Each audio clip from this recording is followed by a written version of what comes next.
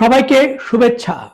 আপনারা জানেন আমি জার্মানির হাইডেলবার্গ বিশ্ববিদ্যালয়ে ভিজিটিং প্রফেসর হিসেবে যোগ দেওয়ার পর থেকে জার্মানির যে নোটেবল অ্যালামনাই যারা হাইডেলবার্গ বিশ্ববিদ্যালয়ের কোনো না কোনো সময় শিক্ষার্থী ছিলেন অথবা শিক্ষক ছিলেন, তাদের সম্পর্কে আমি ছোট ছোট কিছু ভিডিও ক্লিপ করে আমার হাইডেলবার্গ ডায়েরির অংশ হিসেবে রেখেছি।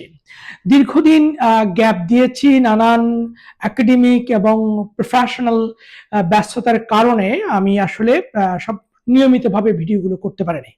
আজকে আমি নতুন একটা ছোট এপিসোড বা ক্লিপ করব, সেটা হচ্ছে ফ্রান্স বোয়াসকে নিয়ে।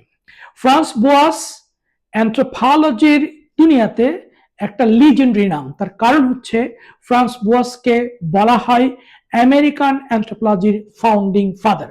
বিশেষ করে মডার্ন আমেরিকান অ্যানথ্রোপোলজির ফাউন্ডিং ফাদার বলা হয় ফ্রান্স বোয়াসকে।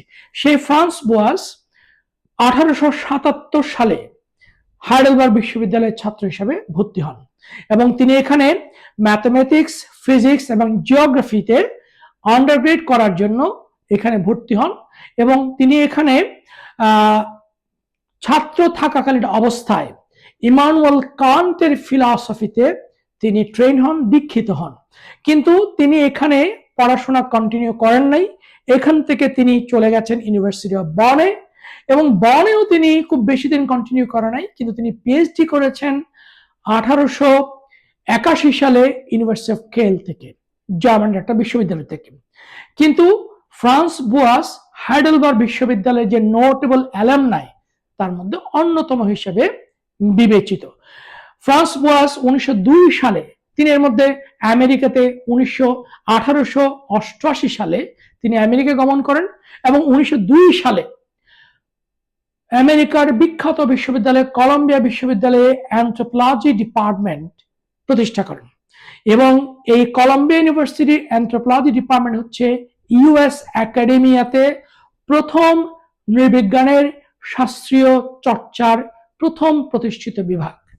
সে কারণে ফ্রান্স বোয়াসকে আমেরিকান অ্যানথ্রোপোলজির, মডার্ন আমেরিকান অ্যানথ্রোপোলজির ফাউন্ডিং ফাদার হিসেবে বিবেচনা করা হয়। কিন্তু এখানে যেটা জরুরি সেটা হচ্ছে ফ্রান্স বোয়াসের নানান ধরনের একাডেমিক কন্ট্রিবিউশন আছে। বিশেষ করে তার একটা বিখ্যাত কনসেপ্ট যেটাকে কালচারাল রিলেটিভিজম বা সাংস্কৃতিক আপেক্ষিকতাবাদ, অর্থাৎ কোন সংস্কৃতিকে ছোট বা বড় বা আমার নিজের সংস্কৃতি দিয়ে কোন সংস্কৃতির বিচার না করে সেই সংস্কৃতির নিজস্ব সামাজিক সাংস্কৃতিক মূল্যবোধ দিয়ে বিচার করতে হবে।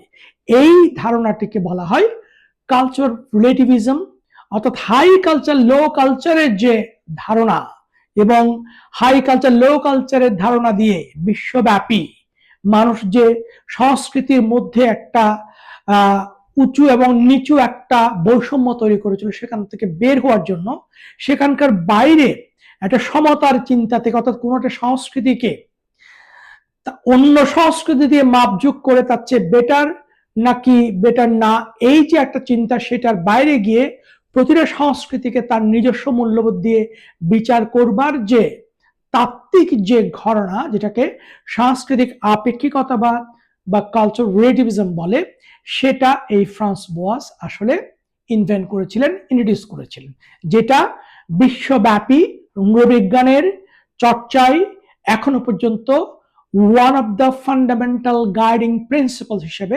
বিবেচনা করা হয়। সেই ফ্রান্স বোয়াস এই হাইডেলবার্গ বিশ্ববিদ্যালয়ের অ্যালামনাইদের মধ্যে একজন। এই হাইডেলবার্গ বিশ্ববিদ্যালয়ের শিক্ষার্থী ছিলেন। আমি এই হাইডেলবার্গ বিশ্ববিদ্যালয়ের অ্যানথ্রোপোলজি ডিপার্টমেন্টের, particularly south Asian institute anthropology ডিপার্টমেন্টের ভিজিটিং প্রফেসর, চট্টগ্রাম বিশ্ববিদ্যালয়ের নৃবিজ্ঞান বিভাগের একজন প্রফেসর, অ্যানথ্রোপোলজি পার্টিকুলারলি আমেরিকান অ্যানথ্রোপোলজির একজন ফাউন্ডিং ফাদার ফ্রান্স বোয়াস এই বিশ্ববিদ্যালয়ের অ্যালামনাই ছিলেন। এটা আমার জন্য, এই যে ফ্রান্স বোয়াসের সাথে আমার এক ধরনের ইনস্টিটিউশনাল কানেকশনস, এই ফিলিংসটা আমাকে একটা সুন্দর অনুভূতি দিচ্ছে। ধন্যবাদ সবাইকে।